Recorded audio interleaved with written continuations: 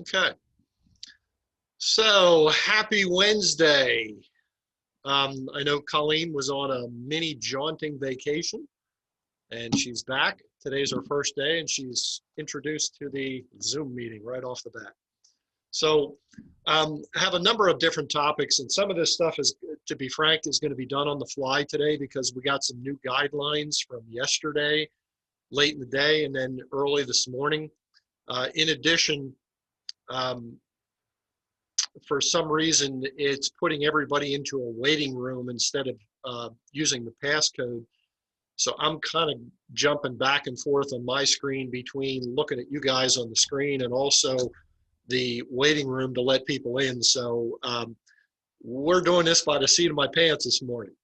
So we'll see how that works out. Couple of things. I'm going to share my screen starting out here.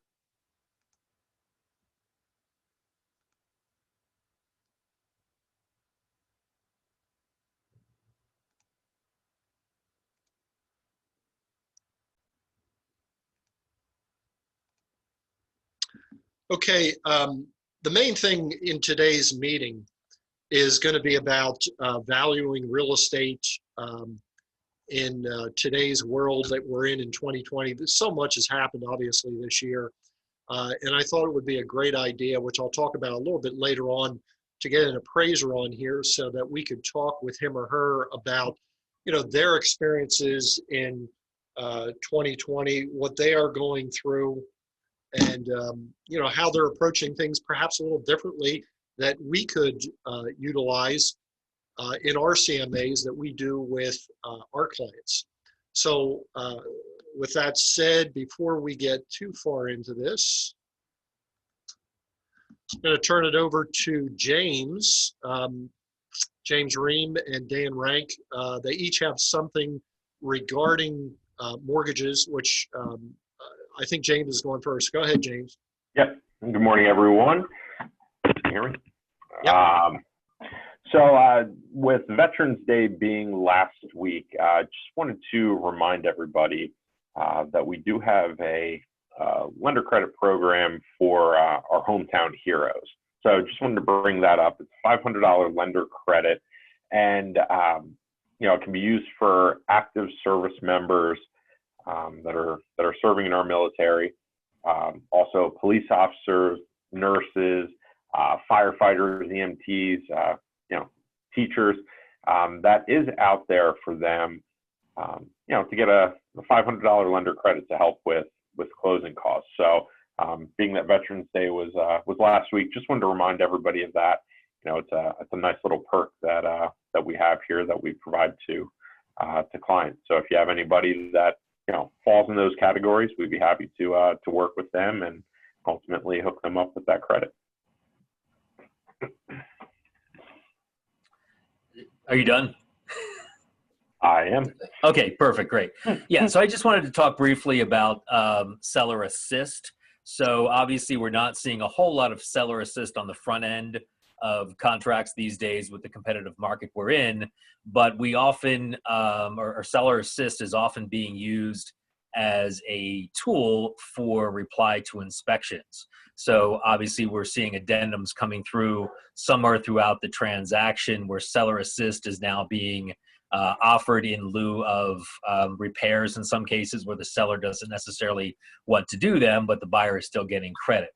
So when there is seller assist added throughout the transaction, obviously as a lender, all lenders need that addendum stating that seller assist is being added or being credited in X amount of dollars.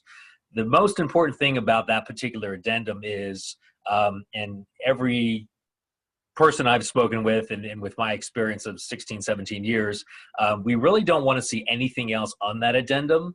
So ultimately the addendum, regardless of what it's for, should simply say seller assist is being changed to $3,000 or $5,000 or whatever it is. When you list the repairs on there, then I would say the majority of the time there is going to be some sort of verification and possible required inspection to ensure that all those repairs and tasks were taken care of. And ultimately, If it's simply because of the home inspection and has nothing to do with the appraisal, lenders don't really want to know about it, nor do we really care. So to keep that addendum as clean as possible and to eliminate any possible additions of inspections or verifications, if you are adding seller assist as a credit for inspection issues, just keep the addendum clean as just the seller assist number, and that's all we need. So just wanted to throw that out there. If you have any specific circumstances or questions, obviously always feel free to reach out to James or myself. Thanks. Thanks, guys. Appreciate it. Next up, we have Carrie and Sarah with Homesale Settlement. I know they wanted to review a couple of things, so I'll turn it over to them. Good morning, everyone. Just basically with the new guidelines coming out, if you have any settlements coming up with us, just check your emails regularly, have your clients do the same thing. There's no word yet, but just in case we get back to having to do the outdoor settlements, just keep an eye out for your emails. We'll try to let everybody know if that happens, but just trying to be safe. Sarah, you want to add on to that? So the other thing we want to talk about with the new guidelines that have come out, we want to try to limit travel as much to stay within the government guidelines, keeping everybody safe. Please try to have as many of your closings scheduled for North Pointe, so we're not traveling county to county or entering a bunch of different offices. We know the protocol here at North Pointe. We want to keep everybody safe and protected. We absolutely still can travel. We'd like to limit that just to keep everyone safe. So if you have something that you want to close outside of North Pointe, please talk to Carrie and I on a case-by-case basis so we can determine the best way to get you the settlement for you and your clients so that everyone can stay safe and get it accomplished in a timely manner. Okay, thank you very much, guys. I know James White is at a conference for insurance, so he's not going to be with us this morning, so I'm going to continue to move on here. Oops, going the wrong way. Okay, this email came out yesterday. Just wanted to make sure everybody saw it. Traditionally, we have this holiday poinsettia sale to benefit Sunshine Kids. You may want to just recheck your email. Deadline for ordering is coming up on December 1st, and then they're going to be delivered on December 9th. Traditionally, in the past, they've all come to this office, and we've kind of distributed it from there. I don't know if we're going to do that this year based upon the guidelines that we're dealing with as far as health is concerned, but we'll let everybody know. But I saw them last year. They're really, really nice. Depending upon the size, you can get 3 different colors. You see the things right here. So I just wanted to make sure everybody was aware of that. In addition, we have containers in the lobby right now. You may have seen it if you passed by the front desk. One for the Water Street mission, where we're collecting non-perishable food. I know there's already some things started to be put in there, and I believe that deadline is coming up fairly quickly, so you may want to check with Janice at the front desk to put things in there. And also we have one for Toys for Tots, which we have traditionally done over the years. There is a container in the lobby for that also. So please, I know it's been a kind of a tough year for not only you guys, but the general Pennsylvania population. And I just want to make sure that we're all aware of this stuff and we're helping out each other in our community. So Sarah and Carrie just mentioned some things. There is now a new universal masking order that is in place as of midnight last night, or tonight, I guess, whatever you call it. Here's what the new universal masking order actually says. Masks are being worn indoors or in an enclosed space where another person or persons who are not members of the individual's household are present in the same space, irrespective of physical distance. So what does that mean? You saw Carrie and Sarah just a second ago. They are sitting in their office. They aren't related to each other. And in the past, it was okay as long as they were physically distanced. It was okay for them to not wear a mask. Well, according to these new universal masking orders, that has changed. In addition, I know when people come to visit me here in my office, I have a private office, and you come to me with a transactional issue. In the past, I gave you the option of dropping your mask if you want to, if you felt comfortable. That's no longer the case. If you come to my office, we're going to have to both put on our masks to adhere to this new masking order. In addition, I think, and I've seen people, myself included, when I meet people in the conference rooms, I usually sit at least 6 foot away from them, and I ask people that I'm with in there, hey, do you feel comfortable dropping your mask? That's fine. That's no longer fine. We're going to probably get signs up today that basically says if you are in the conference room, you have to keep your mask on. So this is going to be throughout the building itself, which is going to be a little bit of a change, not necessarily for the common areas, but for those of you that are in quote unquote semi-private offices or semi-private spaces, you are going to need to wear a mask. It's as simple as that. Now, I am getting additional guidance from our Jen and also our corporate people. I'm sure we're looking at it right now. Once again, this came down late last night. Hank Lerner put this on PAR just listed this morning. So approximately an hour to an hour and a half before the meeting started, I was trying to absorb everything that was in there. In addition, a couple other things that it does say, if you are out of state, you're doing some traveling, and I know we have some people that are out of state right now, either on a mini vacation or otherwise. When you get back to Pennsylvania, you need to quarantine for 14 days. No exceptions. You do have to do that unless you get a COVID test and that test comes back negative. So that's a little bit of a change too for those of you that are thinking about visiting relatives maybe over the Thanksgiving holiday. That's going to be something that you're going to need to keep in mind if you're going out of state. If you have any questions regarding this, I'm sure later on today I'm going to be putting out some additional information once I get some guidance from our office. But I just wanted to let everybody know now. I'll probably be making the rounds within the office just to let everybody know. By the way, our staff, I've talked to them this morning. They will be wearing masks in common areas. I'm not sure what we're going to do at this point in time as far as, obviously, Janice needs to be at the front desk. She's in a common area. Marion's kind of in a common area. We may end up moving Marion to a more private spot. So if you come around the corner and are looking for Marion to give her a check or something like that, she may be moved over the next day or so to accommodate this new order. I don't know. And by the way, if Marion's on this call, I haven't even talked to her about this yet. This is all brand new. So I just wanted to let everybody know, okay? There's also a new Code of Ethics change, and this is effective immediately. This was put before the NAR Board of Directors literally about 30 days ago, not even quite 30 days ago.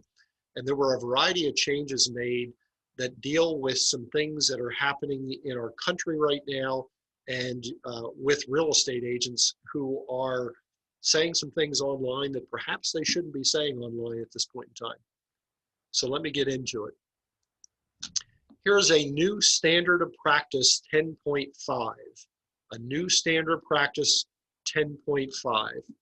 It says realtors must not use harassing speech, hate speech, epithets, or slurs based on race, color, religion, sex, handicap, familial status, national origin, sexual orientation, or gender identity.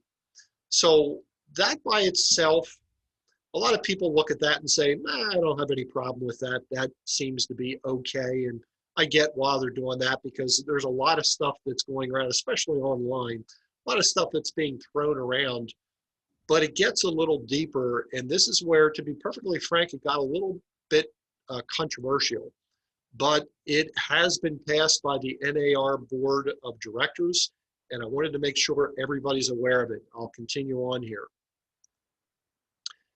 They amended the policy statement number 29 in NAR's arbitration manual. And here's what the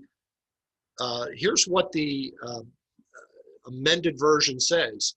Realtors shall be subject to disciplinary action under the Code of Ethics with respect to, and in quotes, all of their activities. Notice it doesn't say real estate activities, it says all activities. This includes private conversations and comments and social media posts. So if you're the type of individual that, and I'm not saying anybody here on this call is in this category, but if you're the type of individual that carries on private conversations in mixed company and you happen to let some things go, be careful of what you say, because it no longer just applies to your professional behavior, but also personal behavior. Now, I'm not the person here that's going to talk about whether this is right or wrong. There's a lot of things that are happening online right now where people are entering into discussions about these new amended policies and where they think they're right or wrong, but they are here to stay. So I wanted to make sure everybody's aware of it. We have read, I know I have read some things online and social media posts, and also online newspapers where I get into the comment section and I read things that real estate agents say. And first of all, I shake my head, but it falls directly under this policy here. At this point in time, you could be subject to not only some disciplinary action, which I'll get into in a second, but you could possibly lose your license. And I don't want that to happen to anybody. So I'm going to continue on here. Here's revisions to the definition of public trust. Public trust. Real estate associations are now required, now this is a change, to share with the state real estate licensing authority final ethics decisions holding realtors in violation of the Code of Ethics in instances where public trust may have been violated. A violation of the Standard of Practice 10.5, which I just talked about, would qualify as a violation of public trust and could subject the agent to penalties, including fines and/or revocation of license. Yes, you could lose your license. So this is pretty serious stuff. So I just wanted to make sure everybody is aware of this. This was passed by NAR's Board of Directors literally just a couple of days ago. It is now public policy. We all need to watch our P's and Q's. I think the vast majority of the people in this office are fine with this. I do read things occasionally online where, once again, I just shake my head. So a word to the wise, please don't jeopardize your license here. Okay, so I have had, and we're about 20 after now, where I'm on time.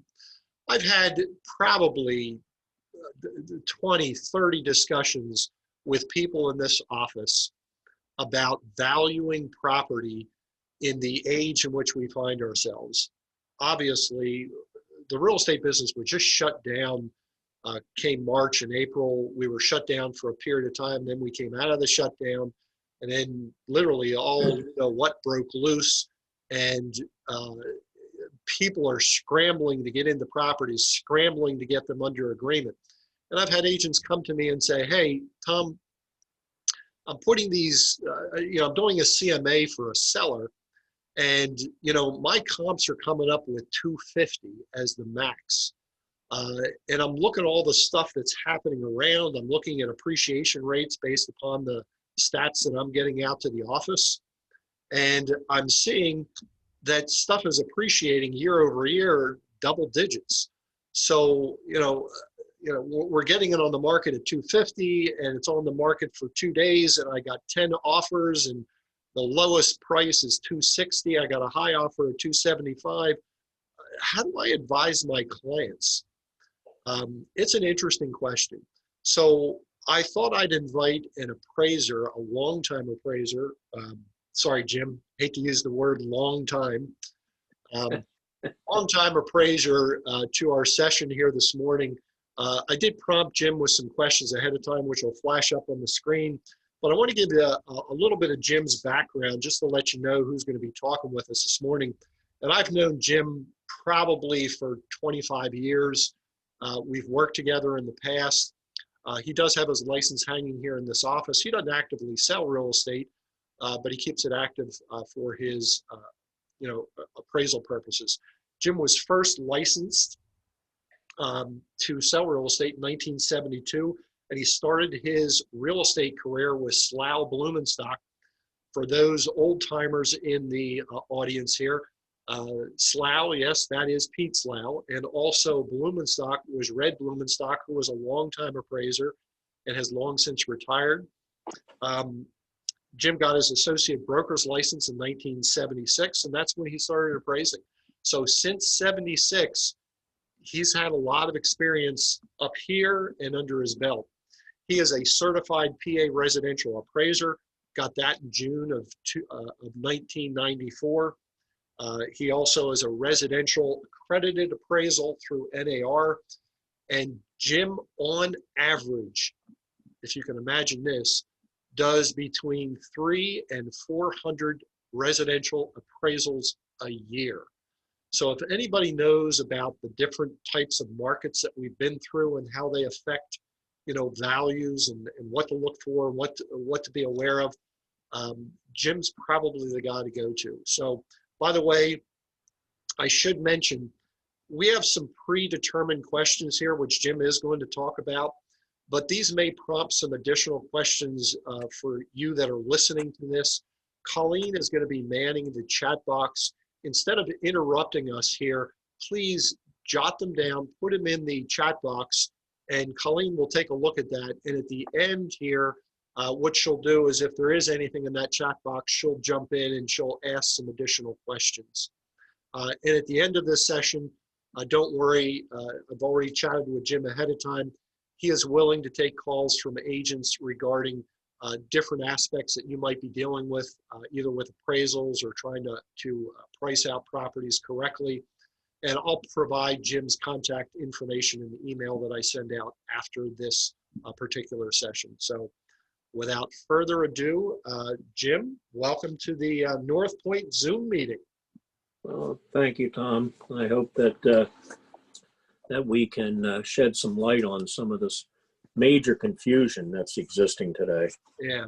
So I'm going to get started, Jim, with the first thing that I sent you, and you can follow along on your screen here. Jim, you've obviously been in this business a long time. So this past year, for not only the real estate agents, but appraisers, it's been really challenging. What's changed for you in the appraisal business and how you're doing appraisals now? By the way, you're probably hearing some of these mandates for the first time that I just talked about a couple of minutes ago. So, you want to chime in here?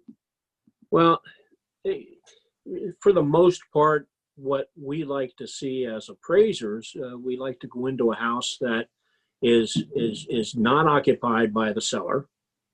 They can sit in a car, they can sit on the front porch. That's preferable. We also ask that, has anybody been ill in the past? And 1 out of 10, I will get, well, my daughter or my son or my wife is recovering from COVID-19. And at that point in time, we changed the appraisal practice with regards to how we do this, and we get back to the lender and discuss if they would like us to do in the short term a COVID-19 appraisal. Now, how that's established is an outside appraisal, walking around, having the seller on the inside taking pictures for us and sending them to us, and then we do what is known as a COVID-19 appraisal, and it's designated as such Most lenders will accept those if that's what they request in the beginning. So, having said that, that's basically what has changed. Other than that, the common practice that we've always done still is in place. Okay. So the COVID-19 appraisal, the one that you're talking about, that's actually determined by you, Jim, or sometimes do you get direction from the lender to perform one like that? No, that's always determined by the lender. Okay. That's a request of them. A lot of times I'll get back and say, listen, there seems to be some illness in the house and I am not going to go through it. And then they change their parameters, what they want me to do. But it's always based on what the lender is looking for and what my directions are from them. Okay. Next one. We've heard from lenders how busy they are. Obviously, Dan and James, I've been hearing from them for literally weeks about how fast things are moving in their realm. And one of the things they've talked about, to be frank, at a previous meeting was, getting the appraisal ordered. And then, with how busy not only lenders are, but you are at this point in time, how long is this taking once you get those orders to perform the appraisal and turn it around and get it back to the lender? I know James and Dan have said, hey, give us some time here to get this stuff processed because this stuff is taking a little bit longer. You want to chime in on this also? Well, the easiest answer to that is 2 to 3 weeks, period. Okay. The easiest part to this is the inspection. The inspection doesn't take as much time as the report itself, but based on what we have to go through now and all the regulations that we have to meet and all the background information that we have to obtain, the report takes anywhere from 2.5 to 4 hours to complete. So that's computer work in front of the screen. The actual inspection itself is typically not much more than a half an hour or 45 minutes, but that's the easy part. Then the rest of it comes at the desk. So 2 to 3 weeks. Okay. Every now and again, we will get what is known as a rush order, and as a favor, we put it at the top of the list. But at any given time, I might have back orders that I've got to go out on of 10 to 15, and I have a stack that I've got to complete on my desk of 20 to 30. So needless to say, you're a busy man right now. Well, it's 70 to 80 hours a week. Yeah. And I want to cut away here for just a second, Jim, and I don't know if Dan and James are still on the call. Dan and James, either one of you, I know we talked a couple of weeks ago about what you're trying to share with agents about leaving you the amount of time to get things processed from a lender's point of view and the appraisal point of view. Do either one of you want to just chime in and give us an update on that, or is it still basically the same? Still basically the same. Obviously, there's not any one answer. A lot of it depends on obviously the program. If we're dealing with, a straight conventional buyer versus, FHA, VA, obviously if we're using USDA, that's a whole another story. PHFA, anything like that. So, really it's a case-by-case basis, but I think what would make things, best for all of us is, when you're getting to the point to write an offer, let's have a quick conversation and talk about the settlement date and, what's needed, rather than just, putting a date down and sending everything and, almost like a Hail Mary type situation because, there's needs and we get that. There's situations where people need to be out of their current living situation by a specific date, and we can do everything in our power to make that happen. But if it's just, we want to use this date because, that's probably not the best approach to things because, again, we want the best experience for the client more than anything. Okay. Thank you. Third question. And Jim, I'm going to say here ahead of time, you may not even have noticed what I'm about to talk about here, but we keep hearing anecdotally from websites and national speakers that there is a trend away from urban environments into the suburbs that people right now are looking more toward home offices. They want great outdoor spaces. We're hearing a lot of this, and I'm sure some of our agents have actually heard it from their clients.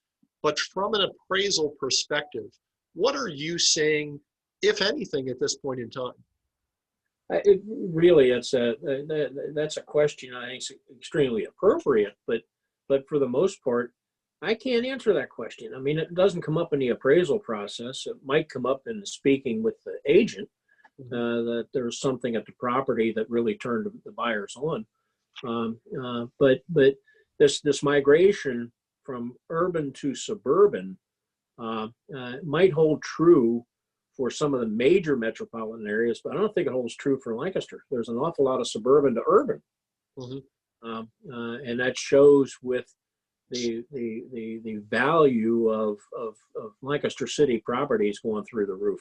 But no, I can't put my finger on a home office versus a fifth bedroom or whatever the case may be. Okay. So at this point in time, might be a little bit too early to really dig deep into this. I think so, but I'm seeing this migration on new build jobs, on spec homes. Builders are finally picking us up, and they're dedicating an area that could be a home office, or they're finishing part of the basement as a home office. Okay. One of the prime examples, let me think. I'm trying to think of the builder, but they're typically on top of this kind of thing, and they really push that aspect of, hey, you got 4 bedrooms. Rather than using one of the bedrooms as an office, here, we're going to give you a dedicated office somewhere. Or the living rooms of yesteryear, are now the dens or the offices, because the living room is passé, per se. Yeah. Okay.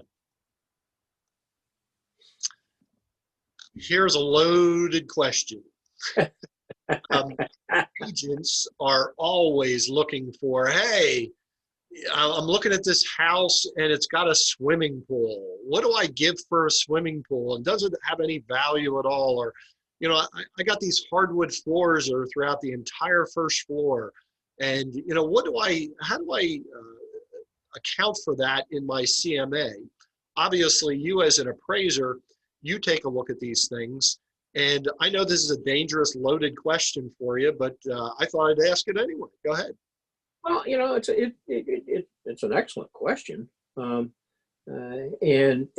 depending on the amenity that we're dealing with, depends on the adjustment. I'll give you an example: a garage, a 1-car garage in the city is worth a heck of a lot more than a 1-car garage in the suburbs.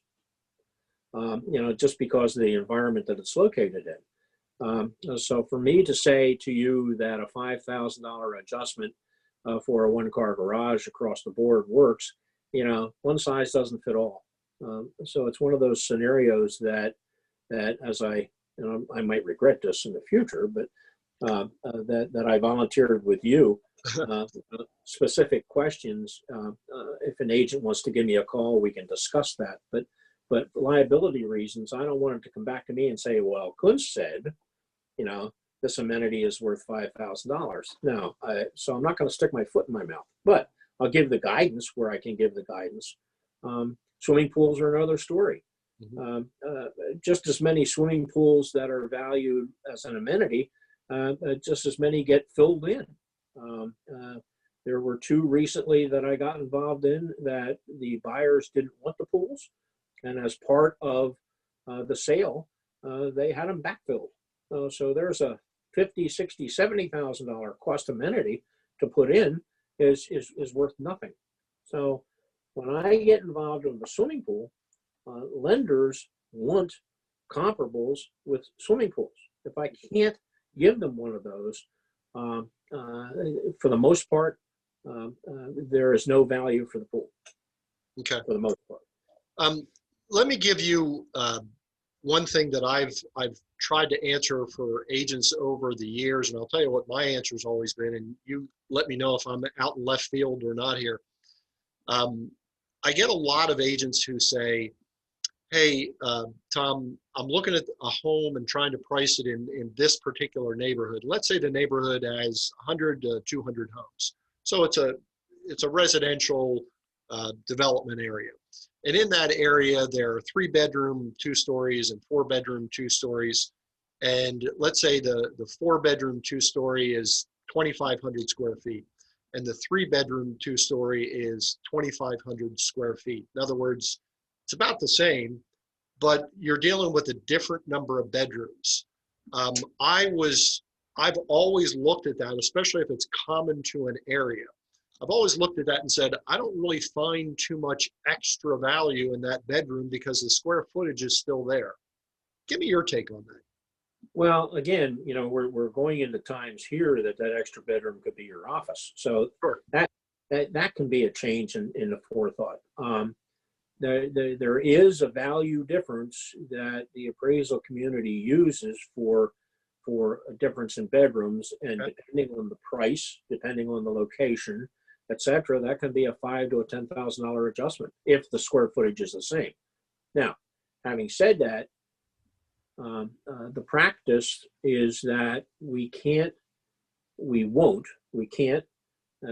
not make an adjustment for the size and the amenity.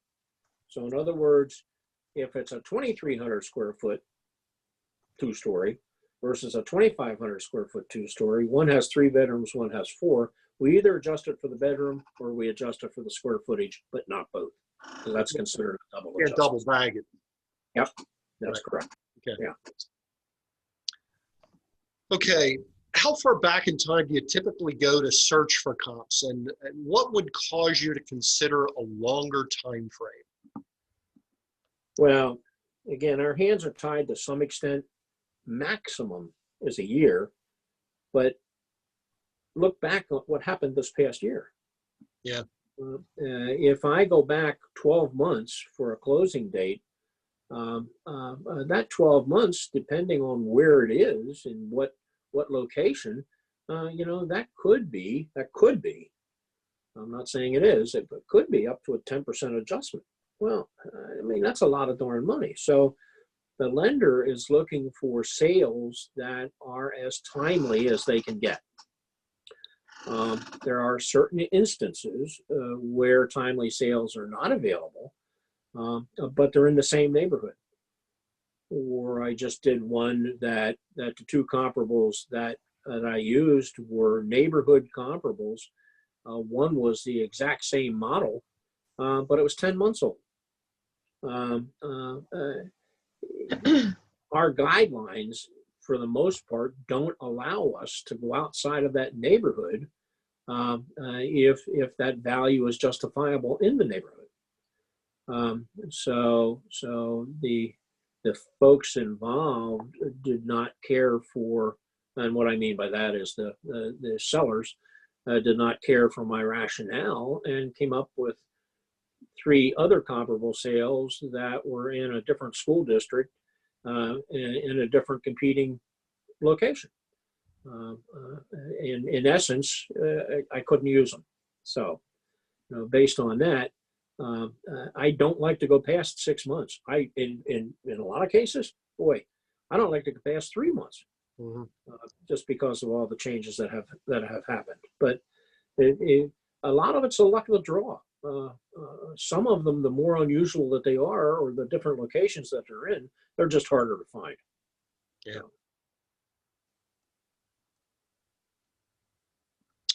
Which leads to the next question, which is, you know, as an appraiser, we've all dealt with properties as agents. Sometimes we have a very, very unique situation. You know, it's just an oddball type of property. It has unique characteristics, kind of sits by itself sometimes. And we look at it and, you know, we try to find some comps, but we really can't.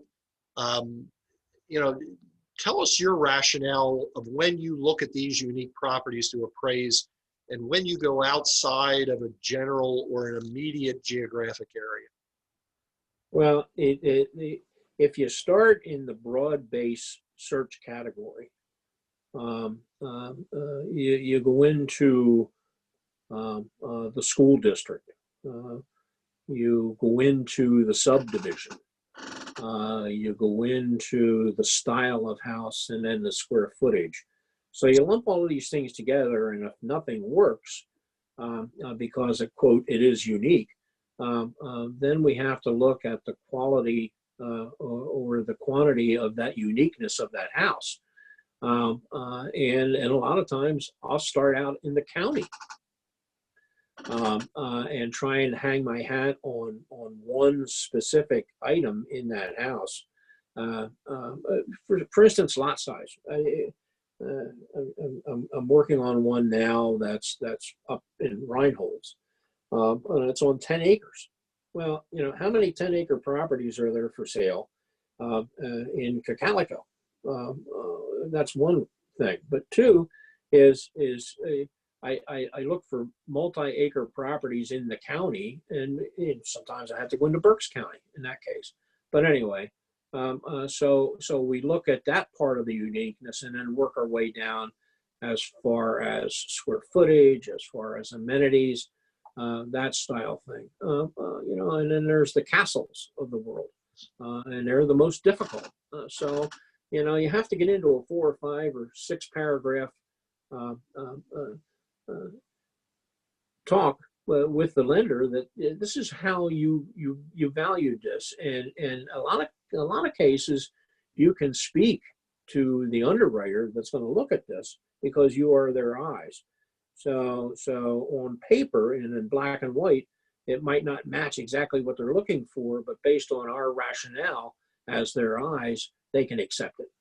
Mm-hmm. Now, part of the issue that we have in these cases also is there is a system that lenders use.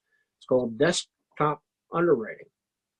And when this appraisal is uploaded in the system, and for those of you who don't know this, is every appraisal that's done for financing in the United States is put into a database. And if I use 3 comparables to price my property, and they don't match those comparables that another appraiser used for another property, that kicks back to me. And they say, okay, well, one of your peers said this is a 4-bedroom house, and you're saying it's a 5-bedroom house. Why? So all of this is checked and double checked. It also gets kicked back if it doesn't fall under certain parameters. And then they'll say, all right, why don't you use these 5 comparable sales? Why did you use the ones you used and not these that we see as similar? So I've got to go back through and research all of that and come back with an answer. So the more difference in a quote unique property there is, the more open there is to question as far as the lender coming back and looking for more rationale. So it all depends, and I hate to say that because it's so negative. I get it. I get it. Are you beginning to use appreciation adjustments in your appraisals because of how fast this market is moving? And if so, what kind of rates are you using? Is it all over the board? Are you not using rates? Give us your thoughts. In some cases, yes, I'm using them. In other cases, no, I'm not, depending on how timely the appraisal is. I'm not going to, you know, there's so many people on this thing. I hate to admit to certain things, but I will only use them if I feel it's necessary. How's that? I mean, in a lot of cases, it's not necessary. In a lot of cases, it values where it needs to be. I mean, I am having just as many issues with a $300,000 sale that appraises for $330,000 as I am a $300,000 sale that appraises for $250,000. And there's no rhyme or reason to it, and I can't give you an answer why. Mm-hmm. But it all depends on what's going on, you know, in that comparable data area that I'm doing the work in. Okay. So, yes, I do in some cases, and no, I don't in others. Okay. And we get this a lot where people are looking at a property, and we all as agents, we like to stay in that same geographic area, as I'm sure you would too. Yes. But you know, when do you decide to say, well, I'm going to step outside of Manhattan Township for this, or I'm going to step outside? You just mentioned Reinhold's. Give us your thoughts on your process of why you step outside. If I can't find an acceptable, comparable sale within the municipality or within the school district, I will go outside. But I have yet to have that issue happen unless it's let's go back to that unique property. Mm-hmm. For the most part, I can find sales anywhere, or I can find enough of a comparable sale that I can make the appropriate adjustments to make it work. Now, having said that, the more adjustments we make, the less credible the bottom line is. Right. So, and I get this coming back from a lot of agents. And I get lucky when I see this. I will have a comparable sale that's for the most parts identical. In new construction, I get a lot of that. I can't ignore that. I can't ignore that kind of a sale. So if the comparable sale is $300,000 and the subject is $330,000, but it's a perfect match, well, guess what the value is? It's not $330,000, it's $300,000, and I gotta hang my hat on that. I mean, I'll come back and I'll get my hands slapped. There's certain parameters that I got to fall under, that I got to adhere to, and there's other parameters that I can that I've got some leeway in, and it all depends on the story that I tell. Along this line too, Jim, and I'm sure there's some, I've run into them in my real estate career, where there's a development and there might be 200 homes in development, and it just so happens that the school district line goes somewhere down the middle of that. What are you okay with crossing over a school district line within the same development? I am, as long as it's a comparable school district. Now, we really have to, not only as appraisers but as agents, watch what we say about school districts. Sure. Now, there's when I first started, there was a lot of difference between school districts in this county. Today, there isn't as much. There really isn't a bad school district in this county.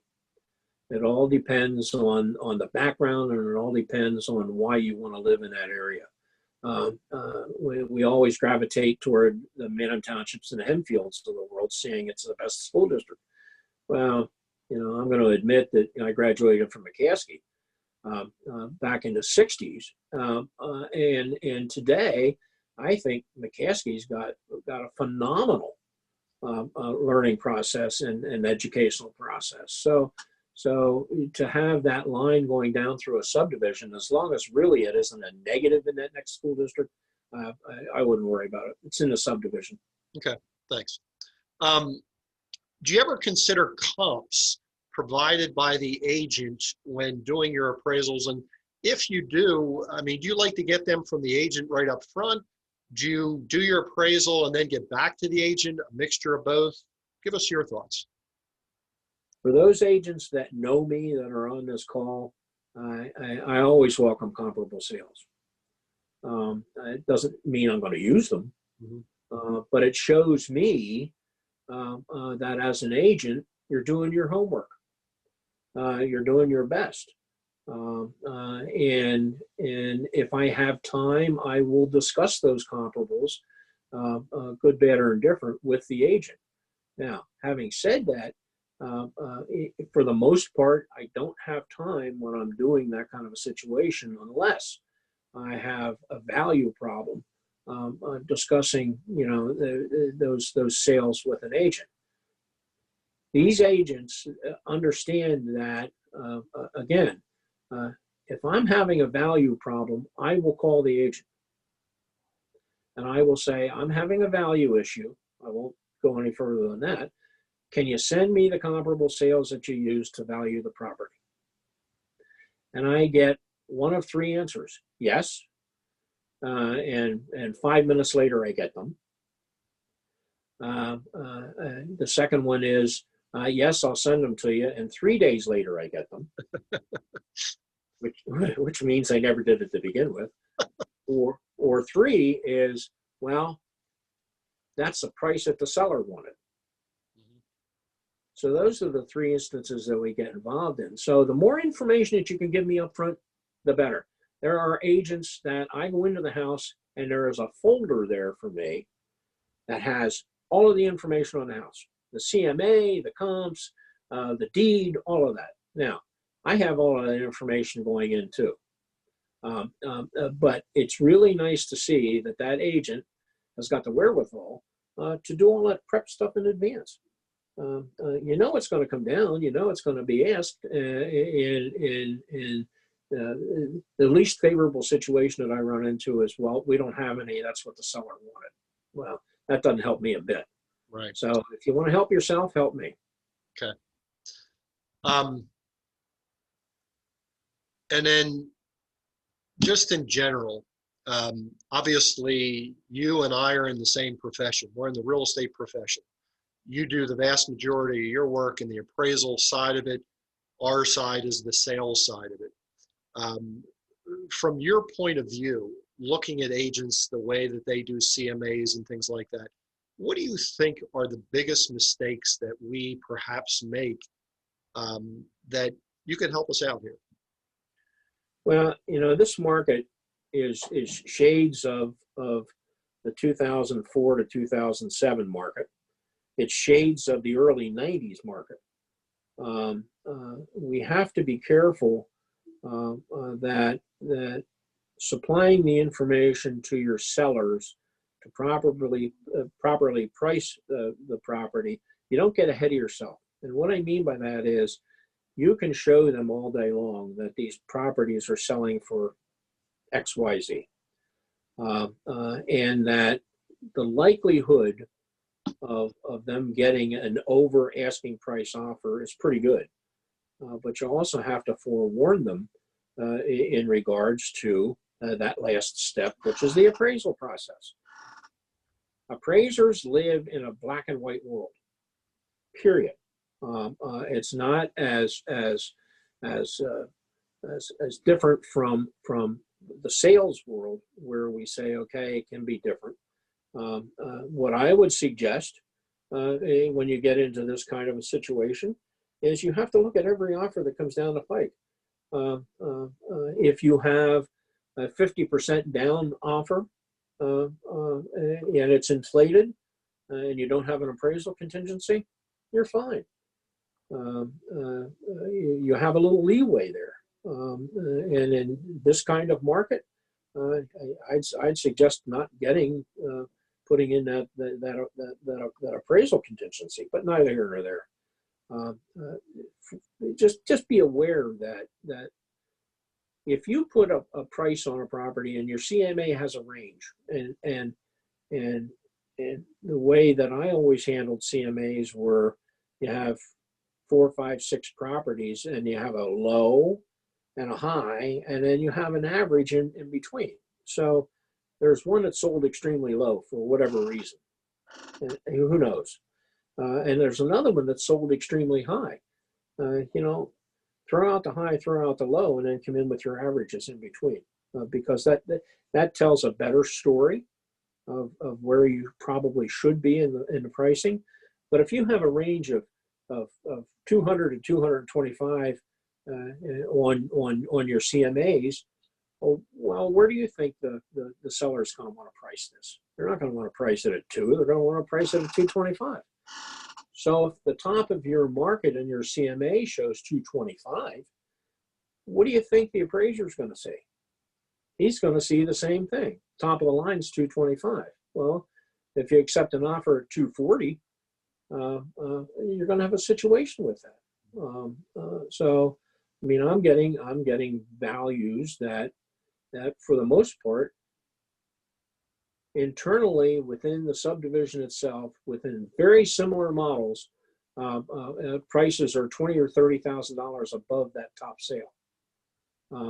It's impossible for us as appraisers to go above that top sale because of all of the checks and balances in the appraisal world with the lenders. And it's not the lender as much. It sure as the Dickens isn't the processor. It sure as the Dickens isn't the loan officer, because everybody wants to make this work. But when it gets out of their hands to this other, quote, nebulous areas, that other people look at these, and the underwriters that are the ones that put the final blessings on it, that's where we run into issues. Because that might be an underwriter that's in Texas, looking at a value in Lancaster, Pennsylvania, that has absolutely no clue what our market's like. So as appraisers, we have to try and explain what our market is like and where it is. I can remember way back when condominiums in Lancaster County weren't. And the first condominium project was Battery Ridge up in Mountville. Mm-hmm. And I did an appraisal, and the underwriter comes back and says, well, you have to come up with comparable condominium locations. I said, there aren't any. And this underwriter just didn't get it. Mm-hmm. There aren't any. And I ran into similar situations with townhouse communities. Same thing. Mm-hmm. So you have to tell the right story, and you have to show these folks that are out of the area, and for the most part, there aren't any local underwriters per se, unless they're with some of the banks. But you got to tell the right story, or you got to be able to come back with answering the right questions in order to get these things done properly. So. Yeah. Colleen, any questions or anything that was dropped in the chat box that we can fire at Jim here? So there was only one question, and you covered that. So you did a great job because you covered everyone's questions without even realizing it. Well, Jim, I want to just take a moment and thank you. We have, in the market that we're in right now, it's really challenging, not only for us, but for you also. We realize that.